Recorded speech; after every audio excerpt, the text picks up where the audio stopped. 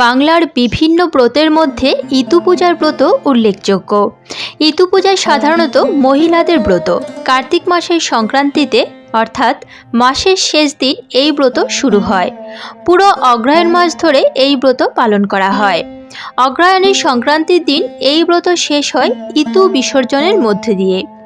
একটি মাটির পাত্রে মাটি ভরে কচু, কলমিলতা, আখ, শুষ্নি, ধান, পাঁচকলাই প্রভৃতি পারিবারিক প্রথা অনুসারে গাছ এবং রীতির পরিবর্তন হয় এবং বীজ বপন করে ইতু বানিয়ে তাকে পুজো করা হয়। প্রতিদিন শুদ্ধ বস্ত্রে শুদ্ধ মনে ইতুকে জলদান করা এই পুজোর রীতি। এছাড়াও প্রতি রবিবার ব্রাহ্মণ দিয়ে নৈবেদ্য সহযোগে পূজা করাতে হয় এবং ইতুর ব্রত কথা শুনতে হয়। পুরো অগ্রহায়ণ মাস ধরে পুজোর পর অগ্রহায়ণ সংক্রান্তিতে পুকুর বা নদীতে ইতুর বিসর্জন দিতে হয়। নমস্কার, কৃষ্ণকথাতে আপনাদের সবাইকে স্বাগত। আজকের এই ভিডিও থেকে আপনারা জানতে পারবেন ইতু পূজার শুভক্ষণ, অর্থাৎ ইতু পূজা কবে শুরু হয়েছে এবং কবে শেষ হবে, এবং শুনবেন ইতু পূজার ব্রত কথা। চলুন তাহলে দেরি না করে শুরু করা যাক আজকের এই ভিডিও। ইতু কি বা কে, এই ব্যাপারে মতভেদ আছে। কেউ কেউ মনে করেন ইতু পূজার অর্থ হলো সূর্য পূজা। এই কারণেই অগ্রহায়ণ মাসের প্রত্যেক রবিবার ব্রাহ্মণ দিয়ে ইতুর পুজো করানো হয়। কেউ কেউ আবার মনে করেন ইতু পূজা করার অর্থ হলো ইন্দ্রদেবের পুজো করা। পুজো যে দেবতারই হোক না কেন, পূজার মূল উদ্দেশ্য হলো সাংসারিক কল্যাণ ও শ্রীবৃদ্ধি ঘটানো। ভক্তি ভরে ইতু পূজার ব্রত করলে আর্থিক উন্নতি এবং সংসারে শ্রীবৃদ্ধি লাভের সঙ্গে সঙ্গে মনোবাসনাও পূর্ণ হয়। পঞ্জিকা অনুসারে শ্রী শ্রী ইতু পূজার শুরু হলো বাংলা 30শে কার্তিক শনিবার, ইংরেজি 16ই নভেম্বর শনিবার থেকে। শ্রী শ্রী ইতু পূজার শেষ এবং বিসর্জনের দিন হলো বাংলা 29শে অগ্রহায়ণ রবিবার, ইংরেজি 15ই ডিসেম্বর রবিবার। ইতু পূজার ব্রত কথা। অগ্রহায়ণ মাসের প্রত্যেক রবিবার এই পুজো করে অগ্রহায়ণের সংক্রান্তির দিন পুকুর, নদী বা গঙ্গায় ইতু বিসর্জন দিতে হয়। কুমারী ও সধবা সকলেই এই ব্রত করতে পারেন। সিঁদুর, ফুল, দুব্য, বেলপাতা, তিল, হরিতকি, ধূপ, দীপ, নৈবেদ্য, শেয়াকুল এবং ফল। কার্তিক মাসের সংক্রান্তির দিন একটি বেশ পরিষ্কার সরার মাঝখানে ঘট বসিয়ে তার চারদিকে ধান, হলুদ, মান ও কচু গাছ একটা করে বসাতে হবে। একই সঙ্গে মটর, সর্ষে, শুষ্নি, কলমি আর 5টি ছোট বটের ডাল দিতে হয়। পুজোর শেষে এই মন্ত্রটি বলে ঘটে প্রণাম করবেন। মন্ত্রটি হলো: অষ্ট চাল অষ্ট দুব্য কলস পাত্রে থুয়ে, শুনো এক মনে ইতুর কথা সবে প্রাণ ভরে। ইতু দেন বর, ধনধান্যে পুত্রে পত্রে বারুক তাদের ঘর। কাঠি কুটি কুড়াতে গেলাম, ইতুর কথা শুনে এলাম। এ কথা শুনলে কি হয়, নির্ধনের ধন হয়, অপুত্রের পুত্র হয়, অশরণের শরণ হয়, অন্ধের চক্ষু হয়, আইবুড়োর বিয়ে হয়, অন্তিমকালে স্বর্গে যায়। অগ্রহায়ণ মাসের প্রত্যেক রবিবার এই পুজো করে অগ্রহায়ণের সংক্রান্তির দিন পুকুর, নদী বা গঙ্গায় ইতু বিসর্জন দিতে হয়। যে কোনো একজন উপসী থেকে ইতুর কথা শুনবেন। একজন বলবেন এবং অপরজন শ্রবণ করবেন। ইতু পূজার ব্রত কথা। এক রাজ্যে এক খুব গরিব বামুন বামুনি বাস করত। তাদের অম্ন আর ঝুমনো নামে 2টি মেয়ে ছিল। একদিন বামুনের খুব পিঠে খাবার ইচ্ছে হওয়ায় সে সব জিনিস জোগাড় করে নিয়ে এলো। বামুনি রাত্রিবেলায় পিঠে করতে লাগলো আর বামুন রান্নাঘরের পেছনে চুপ করে বসে পিঠে গুনতে লাগলো। এরপর বামুনকে খেতে বসিয়ে বামুনি যখন পরিবেশন করছে তখন বামুন বলল, 2খানা পিঠে কম হলো কেন? বামুনি বলল যে সে তার মেয়ে 2টিকে 2খানা পিঠে দিয়েছে। এই কথা শুনে বামুন খুবই রেগে গেল, কিন্তু কিছু বলল না। এরপর একদিন সকালবেলা বামুন বামুনিকে বলল, আজ অম্ন ঝুমনোকে ওদের পিসির বাড়ি রেখে আসবো। পিসির বাড়ি থাকলে 2টো খেতেও পাবে আর পরে ওখান থেকে বিয়ে টিয়েরও ব্যবস্থা হয়ে যাবে। আমার বোনের অবস্থা তো খুব ভালো, আমি এতদিন অভিমান করে যাইনি। বামুনি খুশি না হলেও মুখে কিছুই বলতে পারল না। বামুন উম্নঝুম্নকে নিয়ে বাড়ি থেকে রওনা হলো। অনেকখানি হাঁটার পর বেলা প্রায় দুপুরে বামুন মেয়ে দুটিকে নিয়ে একটা বনের মধ্যে ঢুকলো। মেয়ে দুটি খিদে তেষ্টায় খুবই কাতর হয়ে পড়েছিল। তারা আর বসে থাকতে পারল না। একটি বটগাছের ছায়ায় তাদের বাবার কোলে মাথা রেখে ঘুমিয়ে পড়ল। বামুন এটাই চাইছিল। সুযোগ দেখে সে ইটের ওপর মেয়ে দুটির মাথা রেখে চুপি চুপি পালিয়ে গেল। যাবার সময় কয়েকটি শামুক ও গুলি ভেঙে তাতে আলতা মাখিয়ে ছড়িয়ে রেখে গেল। মেয়ে দুটির ঘুম ভাঙতে দেখল যে তাদের বাবা সেখানেই নেই, আর চারিদিকে খানিক রক্ত ঝরে রয়েছে। উম্ন তখন ঝুমনোকে বলল, বাবাকে বোধহয় বাঘে খেয়েছে। ঝুমনো বলল, না না, আমরা যে দুখানা পিঠে লুকিয়ে খেয়েছিলাম, তাই বাবা রাগ করে আমাদের পিসির বাড়ি রেখে আসার নাম করে বনে ফেলে চলে গেছে। পিসি বলতে কোনো কালে আমাদের কেউ নেই। এই ভয়ানক বনের মধ্যে তাদের খুব ভয় করতে লাগলো। দুজনেই চোখের জলে ভাসতে লাগলো। কোথায় বা তারা যাবে তাও ঠিক করতে পারল না। এমন সময় দূরে বাঘের গর্জন শোনা গেল। বাঘের গর্জন শুনে তারা ভয়ে আরও আড়ষ্ট হয়ে উঠল। এবার বুঝি তাদের বাঘের পেটে যেতে হবে। তারা তখন ভয়ে ঠকঠক করে কাঁপছে। এমন সময় উম্ন বলে উঠল, ঝুমনো দিদি, ওই দূরে একটি খুব বড় বটগাছ দেখা যাচ্ছে, চলো আমরা ওখানেই আশ্রয় নিই। উম্নর কথা শুনে দুজনে ছুটে গেল সেই বটগাছের কাছে।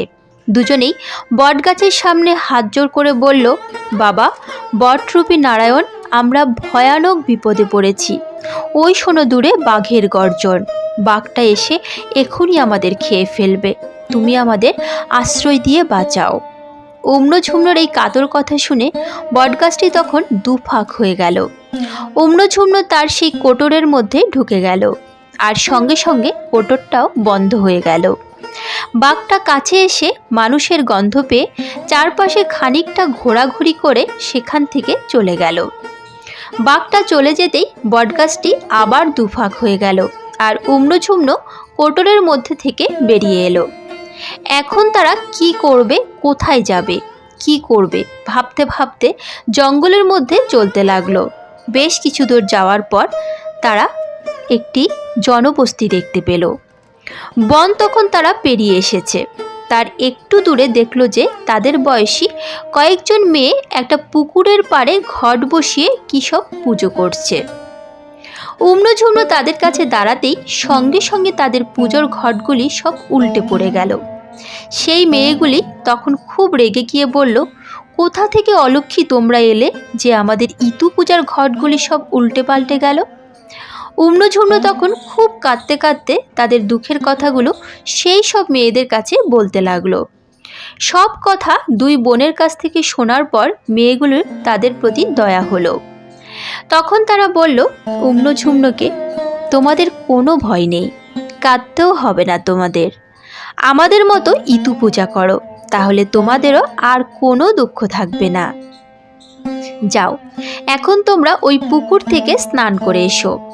সেই মেয়েদের কথা মতো উম্ন ঝুমনো যেই পুকুরে নামলো, অমনি পুকুরের সব জল শুকিয়ে গেল ও পুকুরের মাছগুলো ছটফট করে লাফাতে লাগলো।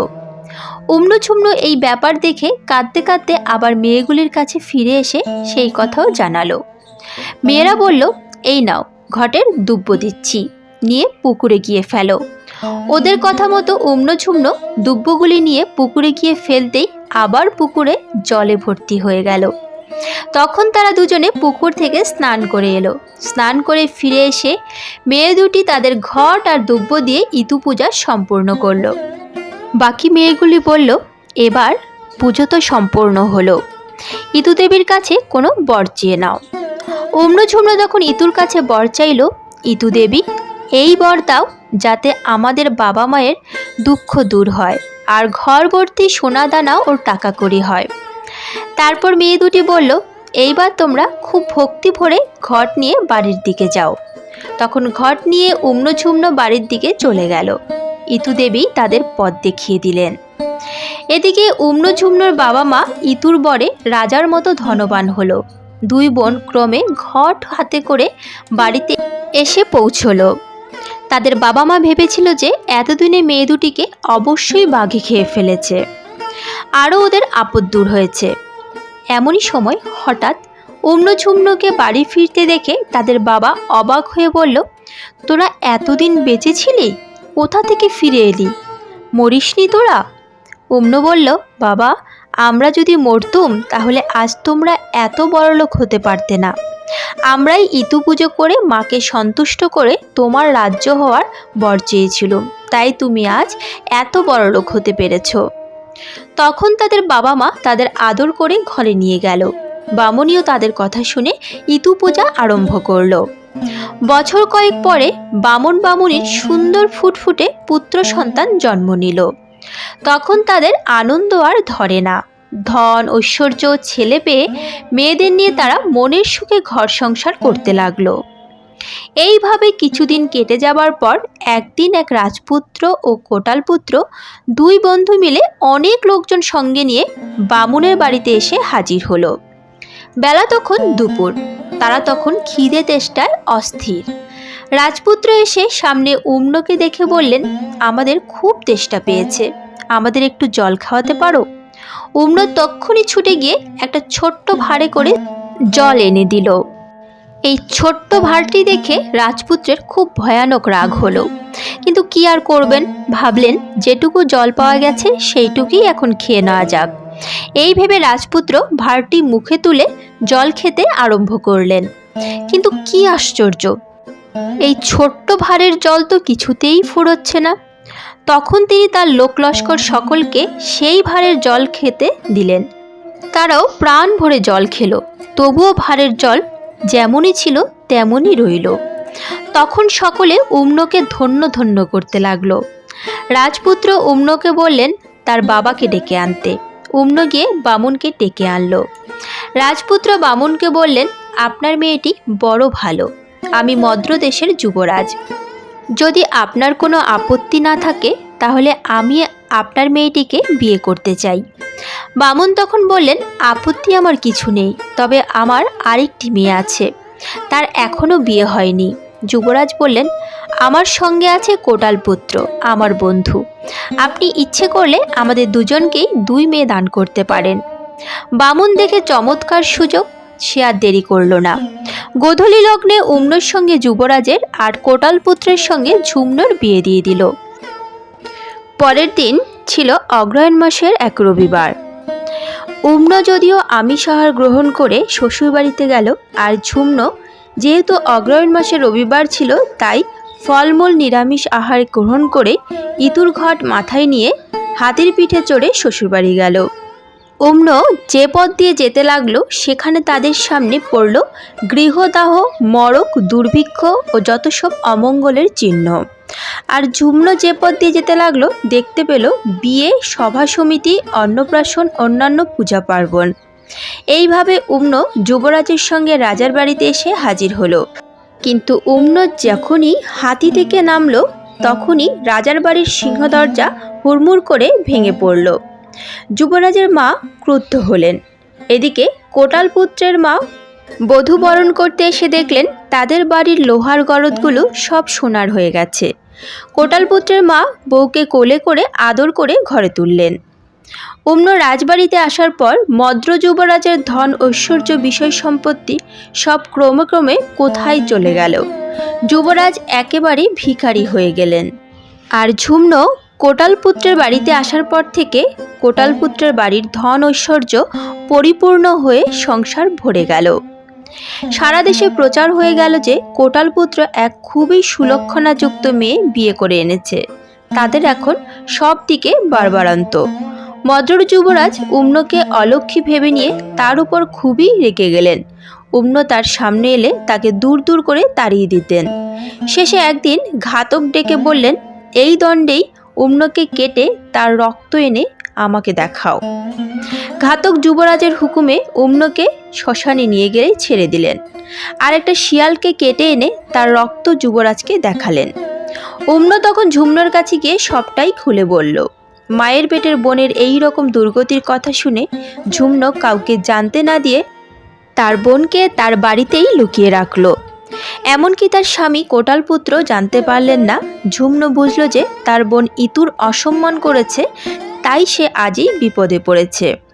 তখন থেকে ঝুমনু আবার উম্নকে নিয়ে ঠিক নিয়ম মতো ইতু পুজো করতে শুরু করলো। শেষে ইতু দেবী আবার উম্নর উপর সন্তুষ্ট হলেন। সঙ্গে সঙ্গে যুবরাজের দিন দিন বাড়বাড়ন্ত হতে লাগলো। যুবরাজ একদিন স্বপ্নে দেখলেন যে এক দেবী তাকে বলছেন, এখনই উম্ন রানীকে খুঁজে বাড়িতে না নিয়ে এলে তার সর্বনাশ হয়ে যাবে। মদ্র যুবরাজ স্বপ্ন দেখার পর থেকে খুবই চিন্তায় পড়লেন। তিনি তো জানতেন যে ঘাতক উম্নকে কেটে ফেলেছে। শেষে যুবরাজ কোটালপুত্রকে ডেকে এনে স্বপ্নের কথা জানালেন। কোটালপুত্র তখন ঘাতককে ডেকে উম্নর কথা শুনলেন এবং খুব ভাবতে ভাবতে বাড়িতে ফিরে এলেন। কোটালপুত্র উম্ন আর যুবরাজের জন্য খুব দুঃখ করতে লাগলেন। ঝুমনু স্বামীর এইরকম চিন্তার কারণ জিজ্ঞাসা করলে উম্নর ব্যাপারে জানতে পারলেন। তখন সে তার স্বামীকে বলল, মা ইতু দেবীর আশীর্বাদে যুবরাজ আবার উম্নকে ফিরে পেতে পারেন যদি আমার কথা মতো কাজ করেন। তুমি যুবরাজকে বলো যে আমাদের বাড়ি থেকে তার বাড়ি পর্যন্ত কলা গাছ পুঁতে তাঁবু ফেলে কড়ির রাস্তা তৈরি করতে পারেন, তাহলে উম্নকে আবার ফিরে পেতে পারেন। কোটাল যুবরাজকে সেই কথা বলল। যুবরাজ উম্নকে পাওয়ার আশায় সমস্ত ব্যবস্থাই করে ফেললেন। ঝুমনু তখন উম্নকে রানীর সাজে সাজিয়ে তাঁবুর মধ্যে দিয়ে রাজবাড়িতে পাঠিয়ে দিলেন। উম্নর চলার পথে দুব্বর শিকড় পড়েছিল। সেই দুব্বর শিকড়ে লেগে উম্নর পা কেটে গেল। যুবরাজ এটাতে খুবই ক্রুদ্ধ হলেন এবং হুকুম দিলেন এই দণ্ডে 18 মাথা এবং তাদের বুড়ি মায়ের চোখ দুটো যেন উপরে আনা হয়। যুবরাজের বলার সঙ্গে সঙ্গেই হুকুম মতো কাজ করা হলো। যুবরাজ উম্নকে নিয়ে রাজবাড়িতে ঢুকলেন। তারপর অগ্রহায়ণ মাসে উম্ন ইতু পূজা করল। কিন্তু ইতুর কথা শুনবার মতো রাজবাড়িতে কোনো স্ত্রীলোককেই পেল না। উম্ন তখন যুবরাজকে বলল যে একজন উপসী স্ত্রীলোক চাই যে ইতুর কথা শুনবে। যুবরাজ তখনই লোক পাঠালেন। রাজ্যের মধ্যে যে স্ত্রীলোক উপসী আছে তাকে রাজবাড়িতে নিয়ে আসার জন্য।